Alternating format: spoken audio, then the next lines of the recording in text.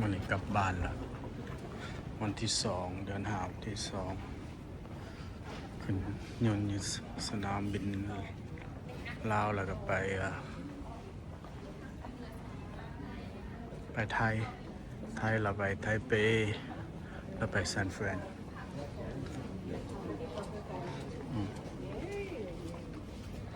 เบิ่งห้านนี่มีอย่างนี้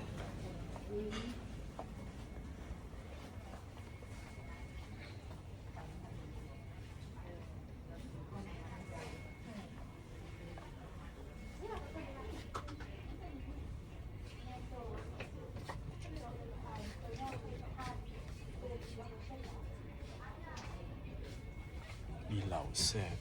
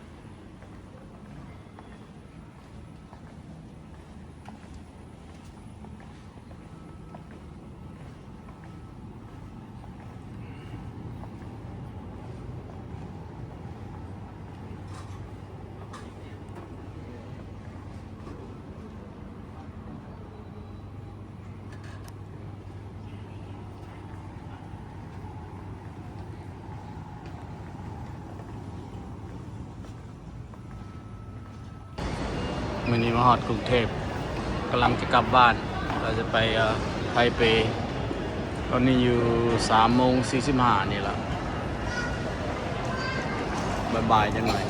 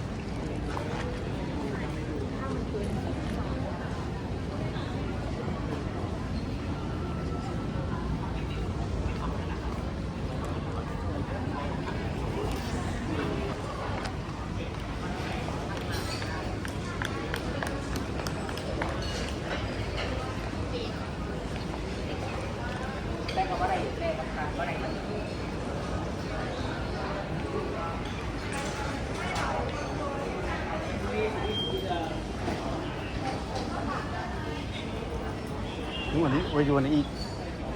walk around first then come back and eat want to eat this one burger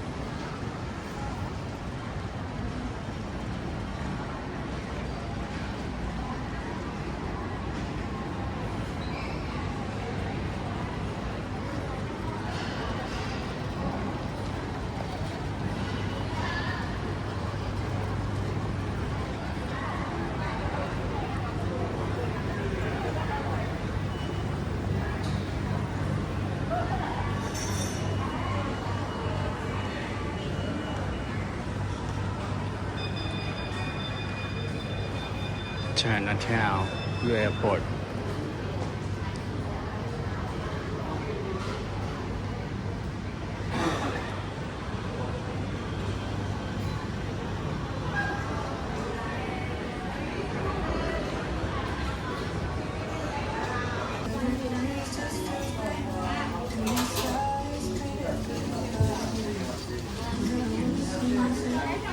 อยู่เมืองไทยเปิดยี่สิบเป็น1 เซตแต่แซ่บเยอะ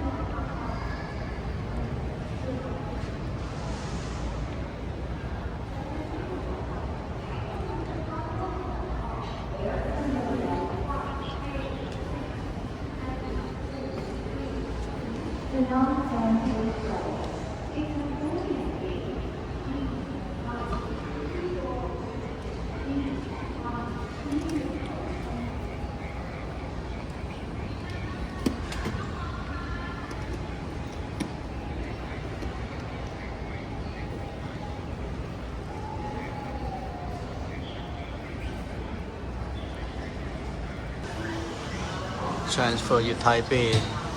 ก็เลยมากินซุป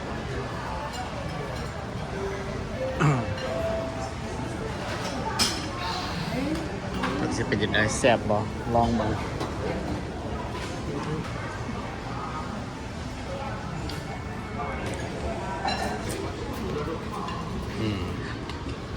เป็นแต่แซ่บได้ล่ะ2 ถ้วย25 ดอลเนาะกินก่อนแบบนี้นอฮอดแอร์พอร์ตซานเฟรนแล้วบัดนี้เครื่องลง 8 โมงเช้าเพื่อจะออกมาได้ 10 โมง 10 โมงแรงมาฮอดบ้านแล้วเด้อบัดนี้16 ชั่วโมงจากลาวมาฮอดอเมริกาซานเฟรน16 hours